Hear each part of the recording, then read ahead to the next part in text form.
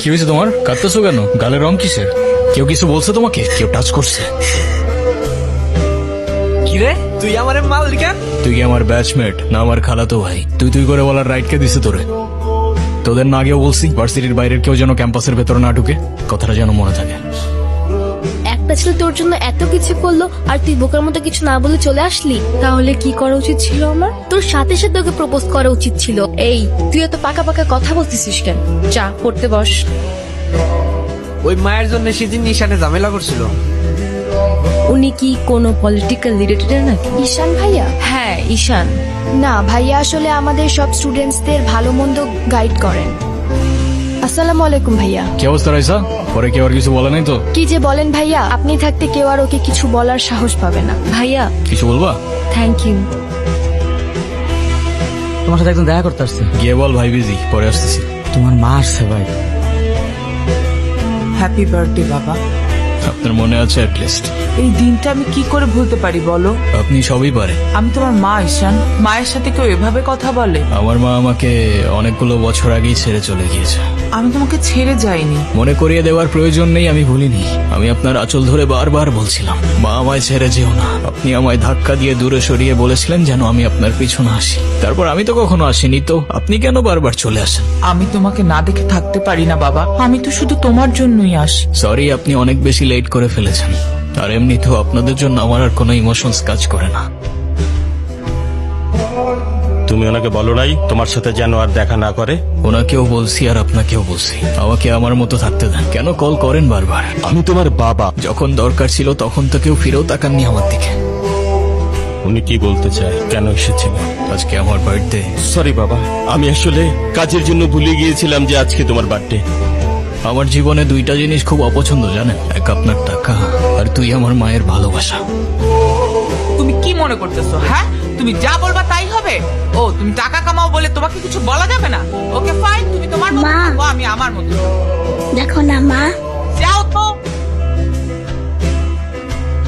কি রে, কি হইছে? আমার মনে হচ্ছে তুই ঈশান ভাইয়ের সাথে দেখা করতে চাচ্ছিস। আমি ভার্সিটিতে পড়াশোনা করতে যাচ্ছি, এইসব করতে না। আমার কি মনে হয় জানিস, ঈশান ভাইয়া তোকে পছন্দ করে। তোকে তো এসে বলে গেছে তাই না? বুঝি তো সব, আর বলা লাগবে না। এই শোন, তুই না ঈশান ভাইয়াকে প্রপোজ করে দে। তুই যাবি এখান থেকে নাকি আমি কি ডাক দিব? বলে দিস কিন্তু, বেশি দেরি করিস না। আচ্ছা, ওরা যে প্রপোজ করবো যদি না করে দেয়? আপনি হলেন চেয়ারম্যান স্যারের ছেলে। এই ভার্সিটিতে এমন কোন মেয়ে আছে আপনারে মানা করব? ভাই বলে দেন তো, পরেরটা পরে দেখা যাইব। I love you.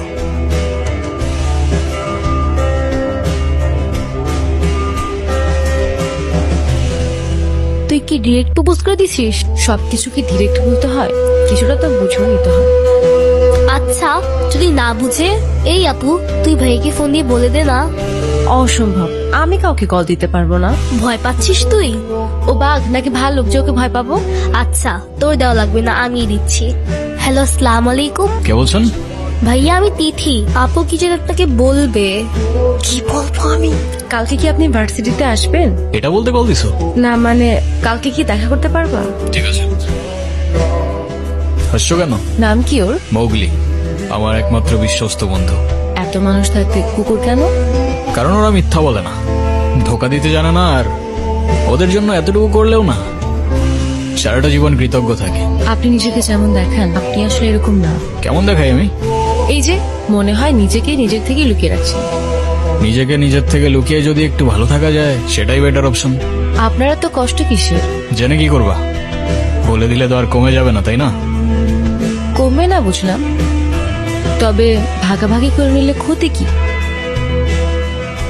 আমি এখানে তোর সাথে ঝামেলা করতে আসি, আর তোর আমার সাথে প্রবলেম থাকলে আমার সাথে সর্ট আউট করবি। আমার ছোট ভাইদের বদার করিস না।